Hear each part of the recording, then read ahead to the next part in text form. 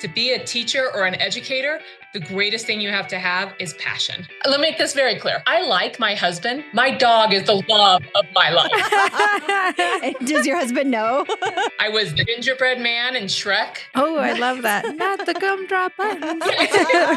Community college is the gateway for people to start wherever they are on their path. I found community college is the most glorious place.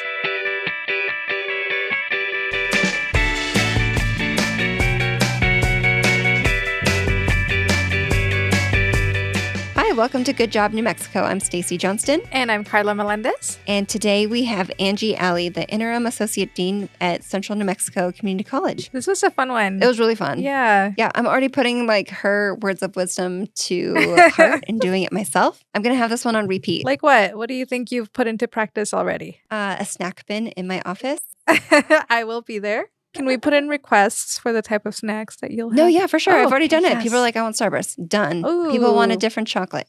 Done. Nice. So I do take requests. This interview with Angie, for me, just filled me with joy. She is so passionate about helping people. Mm-hmm. Passionate about being happy too. And you'll hear it. You'll hear her smiling through the whole thing. She's just so happy, and it really resonates, and it made me feel really happy just being in her presence. Absolutely. Yeah.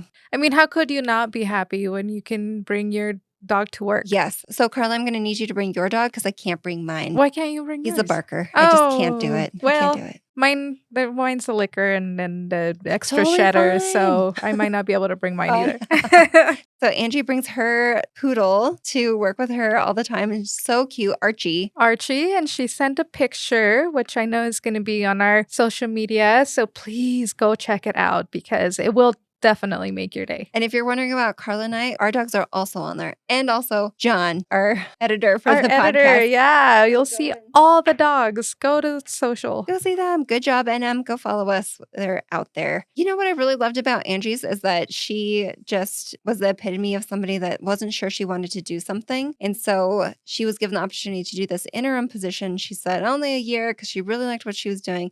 And then there she is 3 years later. She just didn't know until she was in it. And then was like, actually, I like this, which I think is so telling for a lot of people. They don't know until they give it a try and then they like it. Honestly, I feel like that's how I was when I first started my career. I didn't know where it was going. And I just happened to be given this opportunity to try something that I have now not just made my career, but got my education in. And so it was just like she says, right? Just opportunity doesn't knock twice. Just say yes and go for it. For sure. And if it turns out you don't like it, that's fine too. Okay, now you know you don't like that. Exactly. But you tried it. Exactly. And now you know for sure. Lots of pearls of wisdom in this whole podcast and a couple of laughs. So we hope you all enjoy. And without further ado, here's Angie. Bye. Bye. Hi, Angie. Thank you so much for being here with us today. Thank you so much for inviting me. This is really an honor and a delight. We're excited to talk to you and your specific career path because I think it's really interesting. I think there's a lot of people that want to follow a similar path. So we would just love to hear your story and how you got there. But before we get into all of that, can you just dive into a little bit on your current position and tell us about it? Sure. So I am currently the Associate Dean in the School of Liberal Arts at Central New Mexico Community College. And the journey to get there has been fun and unexpected and joyful. And I am truly, truly very honored. Awesome. So is this what you wanted to be when you were little? I have no talents other than I can talk. And I was born and I knew this is what I wanted to do. And I wanted to teach, particularly public speaking, even as a young child, because I understood the value of speaking. And to me, anybody can speak, but it's an art form to speak well. I knew that from a child, and I love Broadway musicals. What was your favorite musical? I think all musicals have such value. I would say me personally, some of the roles that I have loved playing is I was Sarah in Guys and Dolls. I was the princess in Once Upon a Mattress, the 20 mattresses and the key underneath it. I was the gingerbread man in Shrek. Oh, I love that. Not the gumdrop buttons. You know, I would love to see young Angie. Were you just singing around the house all the time? And do you have siblings? And did you guys put on plays together? No, it was just me. In fact, when I was old enough to know better than this, but I lived on a cul-de-sac. And my favorite thing to do was to remove all my clothes. Angie, oh no. But I had a stylish hat on with ribbons. Oh, perfect. The musical Hello, Dolly, there was a song called Ribbons Down My Back. So I would have this hat on and I would bike and I would sing that song. There she goes. Yeah. So to me, theater and talking just sort of went together. And when I realized I wanted to be a teacher, but I didn't quite know how to do it or what path I should be on. So when I went to college, I got my degree in communication. And my favorite teacher in college, her name was Sharon Doctor, and she had her PhD. So she was Dr. Doctor. That's awesome. I It was love meant to be. It really was. And I adored Dr. Doctor. And I remember in senior year, first day of this comm class, she went around and said, what do you want to do as your career? And I just had the sweats. I have the career sweats because I didn't know. I was a senior in college and I didn't know. And then I thought, I want to be a college teacher. And that was it. It was just something that flipped in my head. And then I went and got my master's and started teaching at Colorado State University, and then moved to Johnston and Wales University and was there for a while. And then my husband and I moved to Albuquerque about 12 years ago. And I was at CNM and loving it, teaching public speaking, interpersonal communication, just whatever comm class I could get my hands on. Then in 2021, I got the call that said, would you like to be an interim associate dean for one term? And I said, one term, because I want to be back in the classroom. And one term has turned into 3 years, and I adore it. Do you think that you have to be an extrovert personality to be a teacher? Or do you know many people that are probably introverts, but they're amazing teachers? So no, I don't think you need to be an extrovert or an introvert to be a teacher. A lot of actors would rather be in a show than give a speech, because a show, they're a character. A speech it's authentically you. So the same goes for being a teacher. With being in the theater as long as I have been in the theater, some of the greatest actors I have had the pleasure of meeting are introverts.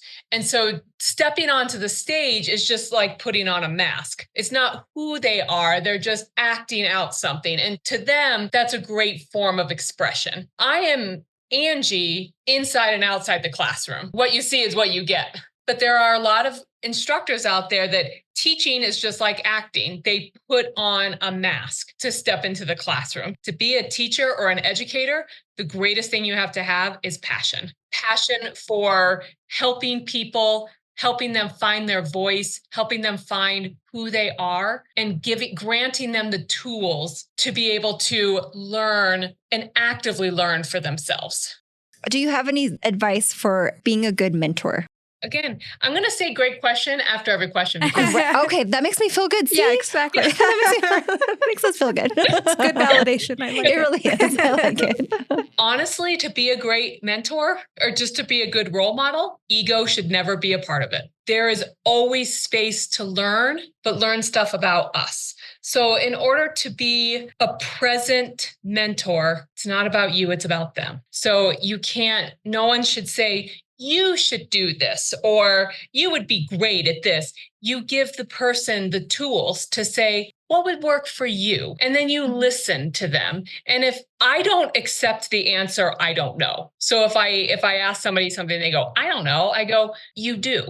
So I teach them how to go within, find an answer, because then we can go even further. And when you come up with an answer, you can say, well, why? And then you can go further and further. And to me, learning how to be introspective and really trying to understand yourself is one of the best things that we can do so that the next person can be a good mentor. I am not here to tell anybody what to do. I am here to listen, guide, and support, and to teach them how to think critically about themselves and about the world. So I would say there should be no ego, but there should also just be an endless supply of patience and kindness. Although the world is a joyful, beautiful place, it can be a hard place. And so we need to be able to be there for one another, to listen. And when people come to me and share stories, I don't ever say, oh, listen to what happened to me, because my experience and somebody else's experience are two different things. Unless there's some explicit direction to share, I don't. Often people just want to be heard. And I always want people to enter into my space leaving happier. So for example, I have the immense gift that I can bring my beloved dog to work. Oh, that is amazing. I want to bring my dog. Let me make this very clear. I like my husband. My dog is the love of my life. And does your husband know? Oh, yes. Talk about hierarchy. Oh, That's what we're looking at. at.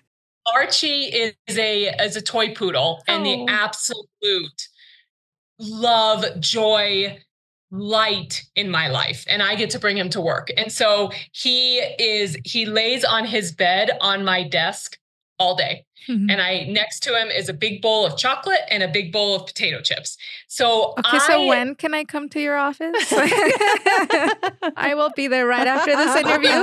So just be expecting me. The reason why I have the poodle and the potato chips and the chocolate is because I want my office, my space to say, welcome, come get some food. Let's pet a poodle. Let us laugh. Let us be together, because there is nothing I am doing throughout my day that is more important than the person that walks in the door. And I want them to leave happier than when they came in. And a poodle and potato chips can do that. So it is a role that I take immensely seriously at work. And Archie wears a tie every day at work. Oh my gosh, I love it. He's professional. I love it. Tiny little ties. Angie, I'm just going to say after every answer, great answer. Yeah. I feel like we're going through a master class right now and it's like exploding my brain. So Angie, what does a day-to-day look like in your position? Or is there any one set day? Is it like a new experience every day? Oh, teaching is one thing. I mean, you go into the classroom and there's a cycle with teaching. I teach this unit and I teach this unit, and it's kind of the same thing. With Associate Dean, I call it's just a big game of whack-a-mole every day because something's constantly popping up. I mainly focus a lot on helping my faculty because I have a lot of faculty under me that I have the real honor to supervise. They truly make me a better person. They are asking me about student concerns, or they have questions about students, or they have questions about curriculum, or a whole number of things. So I would say a big portion of my day is just trying to problem solve and always make sure that anybody who reaches out to me, that they leave happy, satisfied, and with some answers. Mhm. Does that make sense? I'm not just going to say no. I mean, it sounds like a lot, especially the amount of staff that come to you for advice and all these things. I'm curious how you prioritize, who you're going to be kind of with that day, or what problem or issue arises. Like, how do you know what to prioritize? Yeah, what's your power skill to organization? Yes. To me, every email that comes across my desk, every question that comes across my desk is important. So I guess if we had to prioritize, really the big, this is a student complaint or a faculty is distressed over this student, that usually comes first. I mean, I need to make sure that everybody is safe, everybody has what they need, students have what they need. I'm not going to deem something not as important, but if I can tell there is not a timestamp, I will always email people and say, it's a busy day today, I will get to this tomorrow. It doesn't feel good to me when I email someone and I don't hear from them for several days or even ever. People are important. And so I want them to know, I hear you, I get you, and I'll get to you. On the flip side of that, if there's a deadline, I absolutely have to meet that. But as far as I'm concerned, I don't want anything to wait until the last second. Is there a class that you're teaching on that I can register for? Because I'm here for it. I need it. Interpersonal comm. It's the best class. Nice. So Angie, have you seen a difference, or do you feel a difference between community college and university? So I've had the real pleasure I taught at Colorado State University, which is a public school, Johnston and Wales University, which is a private university, and then CNM. There is value to all three. It's to each student's individual choice. State college is a wonderful opportunity for kind of anybody to go to and to find the great opportunities there. Public universities tend to be pretty big, and that is great for some students. Private universities can be really great because they tend to be small. Again, these are averages. I'm not saying this is the hard and fast rule. I personally, as Angie, both as a teacher and a professional, have found community colleges to be the most glorious place, because to me, a community college offers so many paths for students. It offers the opportunity for young high school students to be dual enrolled. And so that's a great opportunity for them to gain some credits before they head off to a university. Community colleges open up doors for people who want to change careers, and they're 10, 20 years into a career and they go, no, I want something different. So to me, community college is the gateway to start wherever they are on their path. All colleges and universities can do that, but I have found such a gift with CNM. I feel like I can feel your passion, and that just makes me, so happy. I know. I'm getting excited. I'm like, oh, I need to go back to CNM. I have a couple of questions for you, Angie, and the first one's going to be a little bit of a bummer, but I promise I'll fix it with the second question. And the first one is just like, what's the most challenging part about your job? I mean, and that might be difficult because you're dealing with, people coming to you for help with a whole lot of things. Oh, the most challenging part is when a student complaint comes across my desk. Number one, I want to honor that. And number two, it's coming down to finding the truth. By truth, I'm not saying that anybody's lying, but I have to understand what happened. Sometimes I get particularly challenging complaints. So I reach out to the student and I say, tell me, explain to me what's going on. I'm here to help you. And then I will go to the faculty member and I'll say, talk to me, explain to me. I want to know what's going on. Because two people can be in the same situation, but they see it in two different ways. They both can experience their own truth. So I have to come in and try to mediate and find a solution. And what's hard is sometimes the solution doesn't make everybody happy, but I try to find that. And I never want to discredit either party. Yeah, absolutely. Oh, that is hard. It's hard because emotions run high. So it is my job to stay calm and steady, and not get swept away with it. Okay. I promise I would I would make up for it. But what's your favorite part about your job? And that might be a harder question because it sounds like you're very passionate about it. But what's your favorite part? People. There you go. My favorite thing.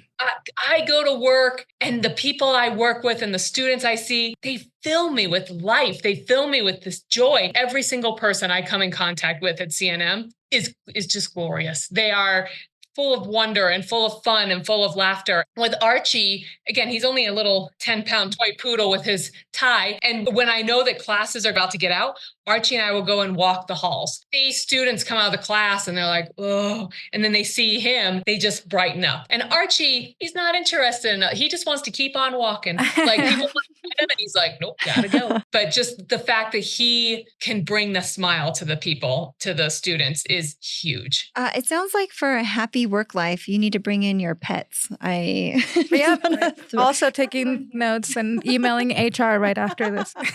Yes. 100%. Yes. So, Angie, we've got some rapid, not so rapid questions for you. Mm-hmm. Ooh, lightning round. Yeah. Okay. Well, we'll see if it's lightning. Okay.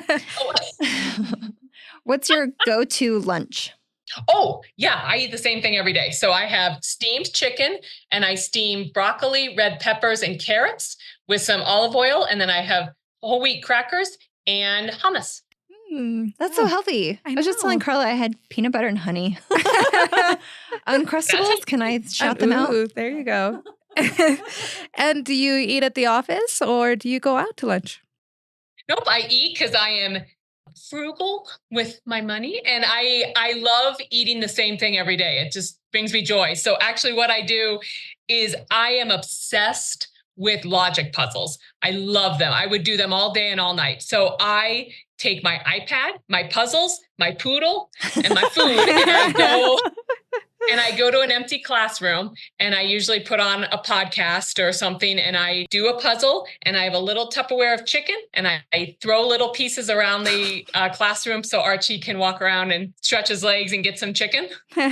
So this is good. So if anyone's ever been in a classroom and they see a little piece of chicken, that's where it's from. Can you describe your current job using only emojis? Oh, yeah, of course. Big Yeah, smiley one. smile and a little poodle. Perfect. And a tie. And with a tie, Yes. yeah. It matches my outfits because, Absolutely. that's, I think I know the answer to this one, but work from home or at the office?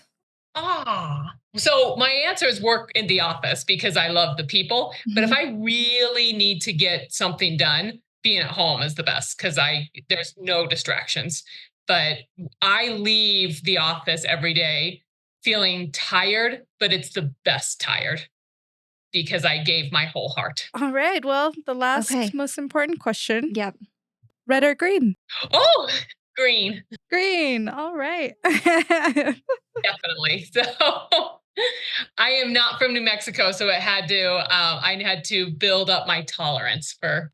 And For how did spice. you do it? Yeah. How did you do it? Asking for a friend. I put it on Dion's Pizza. Ooh. Okay. There you go. That was my first. When I arrived here in New Mexico, in Colorado, you take your pizza crust and you drizzle honey on it. Oh, And I okay. remember the very first day I stepped foot in New Mexico when I moved here, I went to a Dion's and I said, "Do you have any honey?" And the woman was like, "Honey, you put ranch." And then she's like, "You put ranch." And I went, "Oh, I don't know." And then I could swim in that ranch. Yeah, yep, So- you're hooked. Yeah. I've For never. life. Yeah, I've never heard the honey, but I'm gonna try it. Yeah, maybe Oh, it might it's be good. very good. Yes. Not as good as ranch. Well. Dion's ranch. Yeah. Dion's Ranch, I will spill all my secrets for a good Dion's Ranch. For sure. This episode is not sponsored by Dion's, but we are open to speaking with them. Yes, I will bring it to your office here in a few minutes, though, so that I can get the good chips. There we go. Pizza for chips. I Yes. like it. There you go. Angie, thank you so much for spending some time with us, letting us have an insight into your world and all the advice and inspiration that you provided to us and everybody listening. So thank you so much. Thank you so much, and can't wait to see pictures of Archie. I wish you both a lovely day and thank you so much for your time. Bye. This has been a New Mexico Department of Workforce Solutions production. Our producer is Mila Kulaski. This episode was engineered and mixed by John Sloan. Theme music is One Fine Day, courtesy of Podcast.co. Follow the show on social media at GoodJobNM. For program funding, visit dws.state.nm.us/funding. Bye. Goodbye.